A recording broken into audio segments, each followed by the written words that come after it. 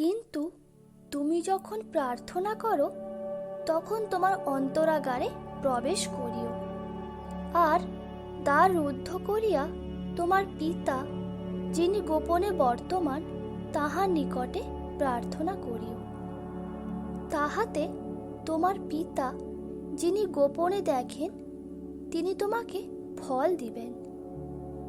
কোনো বিষয় ভাবিত হইও না, কিন্তু সর্ববিষয় প্রার্থনা ও বিনতি দ্বারা ধন্যবাদ সহকারে তোমাদের যাচ্চা সকল ঈশ্বরকে জ্ঞাত করো। সতত আনন্দ করো, অবিরত প্রার্থনা করো। আর তোমরা প্রার্থনায় বিশ্বাসপূর্বক যাহা কিছু যাচ্চা করিবে সে সকলই পাইবে। এই জন্য আমি তোমাদিগকে বলি, যাহা কিছু তোমরা প্রার্থনা ও যাচ্চা করো বিশ্বাস করিও যে তাহা পাইয়াছ, তাহাতে তোমাদের জন্য তাহাই হইবে।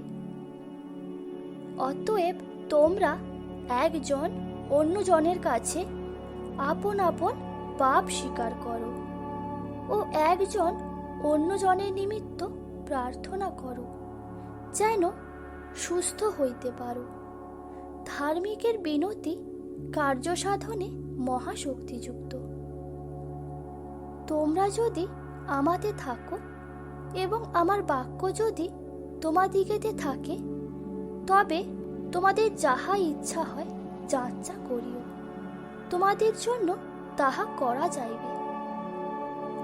আর সেই রূপে আত্মাও আমাদের দুর্বলতায় সাহায্য করেন, কেননা উচিত মতে কি প্রার্থনা করিতে হয় তাহা আমরা জানি না, কিন্তু আত্মা আপনি অবক্তব্য আর্তস্বর দ্বারা আমাদের পক্ষে অনুরোধ করেন।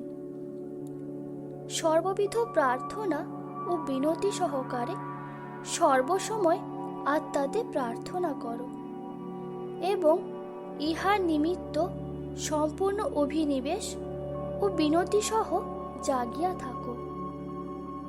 আর তিনি তাহাদিগকে এইভাবে একটি দৃষ্টান্ত কহিলেন যে তাহাদের সর্বদাই প্রার্থনা করা উচিত, নিরুৎসাহ হওয়া উচিত নয়।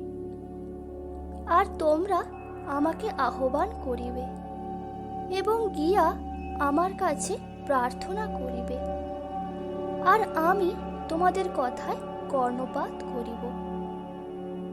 সদাপ্রভু সেই সকলেরই নিকটবর্তী, যাহারা তাহাকে ডাকে, যাহারা সত্যে তাহাকে ডাকে। তোমরা প্রার্থনায় নিবিষ্ট থাকো, ধন্যবাদ সহকারে এ বিষয় জাগিয়া থাকো। যাচ্চা করো, তোমাদিগকে দেওয়া যাইবে, অন্বেষণ করো, পাইবে, দ্বারে আঘাত করো, তোমাদের জন্য খুলিয়া দেওয়া যাইবে। কেননা ধার্মিকগণের প্রতি প্রভুর চক্ষু আছে, তাহাদের বিনতির প্রতি তাহার কর্ণ আছে, কিন্তু প্রভুর মুখ দুরাচারদের প্রতিকূল। অতএব আইসো, আমরা সাহসপূর্বক অনুগ্রহ সিংহাসনের নিকটে উপস্থিত হই, যেন দয়া লাভ করি এবং সময়ের উপযোগী উপকারার্থে অনুগ্রহ প্রাপ্ত হই। যদি তোমাদের কাহারও জ্ঞানের অভাব হয়, তবে সে ঈশ্বরের কাছে যাচ্চা করুক, তিনি সকলকে অকাতরে দিয়া থাকেন, তিরস্কার করেন না, তাহাকে দত্ত হইবে। অতএব আমার বাসনা এই, সকল স্থানে পুরুষেরা বিনা ক্রোধে ও বিনা বিতর্কে সূচি হস্ত তুলিয়া প্রার্থনা করুক। সন্ধ্যায়, প্রাতে ও মধ্যাহ্নে আমি বিলাপ করি ও কোঁকাই, আর তিনি আমার রব শোনেন।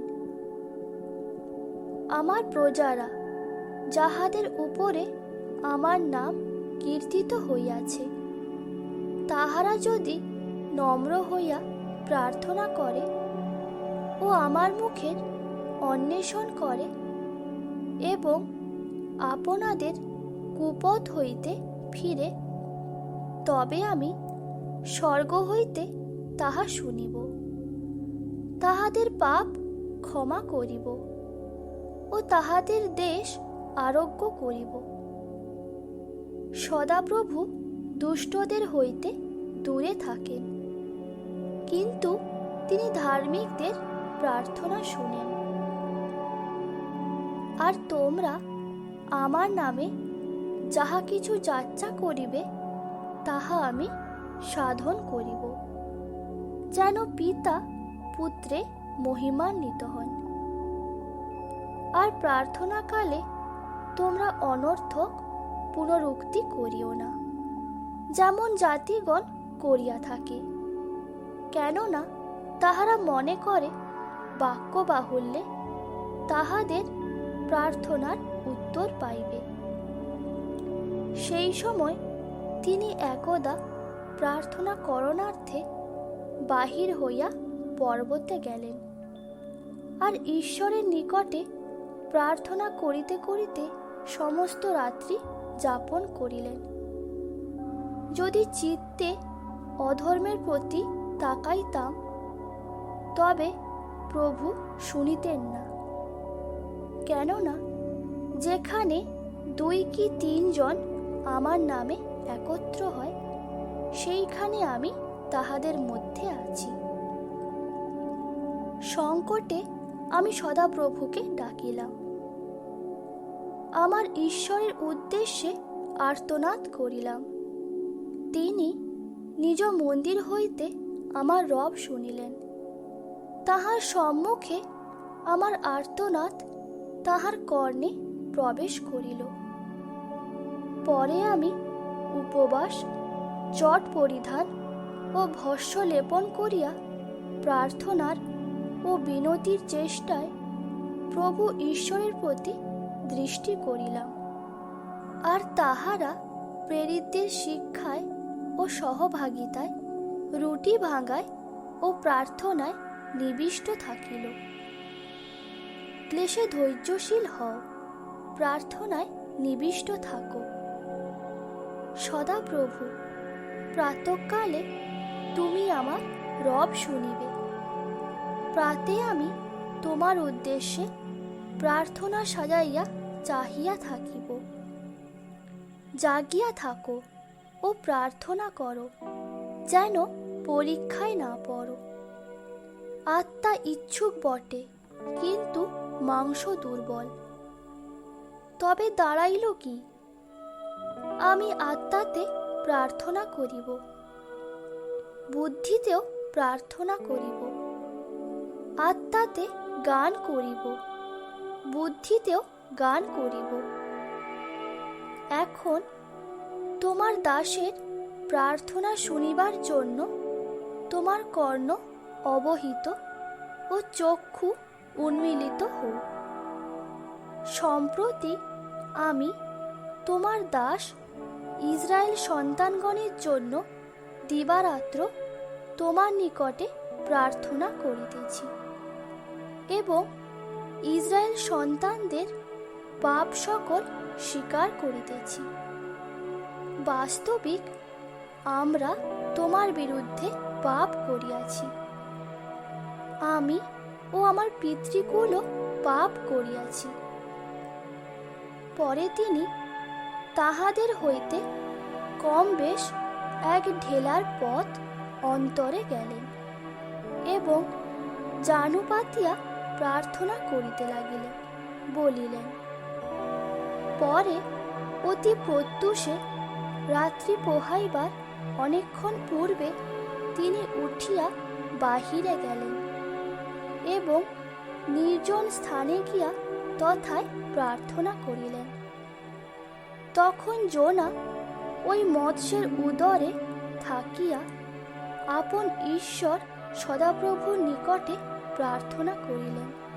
তিনি কহিলেন, ধার্মিকেরা ক্রন্দন করিল, সদাপ্রভু শুনিলেন।